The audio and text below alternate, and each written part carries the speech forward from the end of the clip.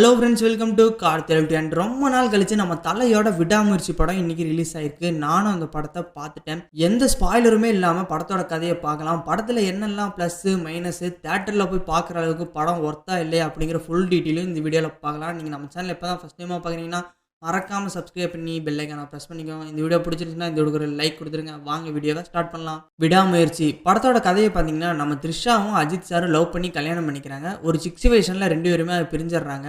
Ajith sir கிட்ட divorce கேட்டு த்ரிஷா நான் எங்கள் அப்பா வீட்டுக்கு போகிறேன் அப்படின்னு சொல்லிட்டு கிளம்புறாங்க. நான் உன்னை ட்ராப் பண்ணுறேன், நம்ம கடைசியாக பார்க்குறது அதுதானே அப்படின்னு சொல்லிட்டு நம்ம அஜித்தே த்ரிஷாவை அவங்க அப்பா வீட்டுக்கு கூட்டிகிட்டு போகிறாரு.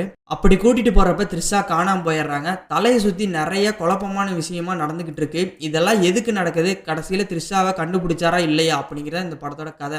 மகிழ் திருமேனி அவர் சொன்ன மாதிரியே செஞ்சுட்டாரு. அதாவது தலைக்கு ஒரு செம்மையான இன்ட்ரோ கிடையாது, ஒரு மாசான இன்ட்ரோல் பிளாக்கும் கிடையாது. ஆனால் பார்க்கறதுக்கு படம் சூப்பராகவே இருந்தது.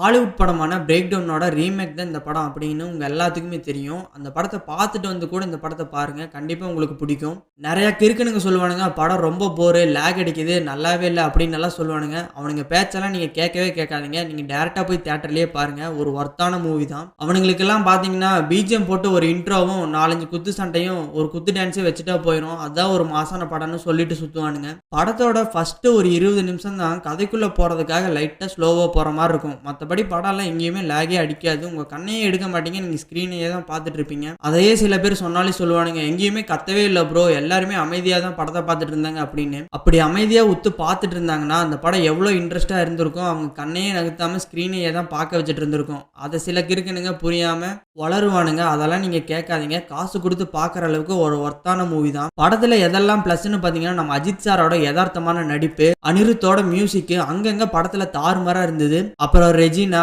ஆக்ஷன் கிங்கு, ஆரவ் இவங்க எல்லாத்தோட ஆக்டிங்கும் சூப்பரா இருந்தது. எல்லாரும் நல்லா நடிச்சிருந்தாங்க.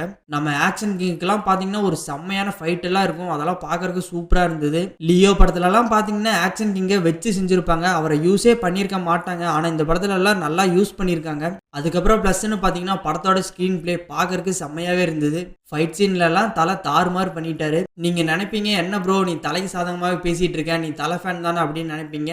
நான் தலை ஃபேன்லாம் கிடையாது, நான் சூர்யா ஃபேன். பட் படம் பார்க்கறதுக்கு நல்லா இருந்தது, அதனால தான் நான் இவ்வளோ சொல்லிட்டு இருக்கேன். நிறையா பேர் கெட்ட கெட்ட ரிவ்யூவாக கொடுத்து படத்தை ஓடாமல் பண்ணிடுவாங்க.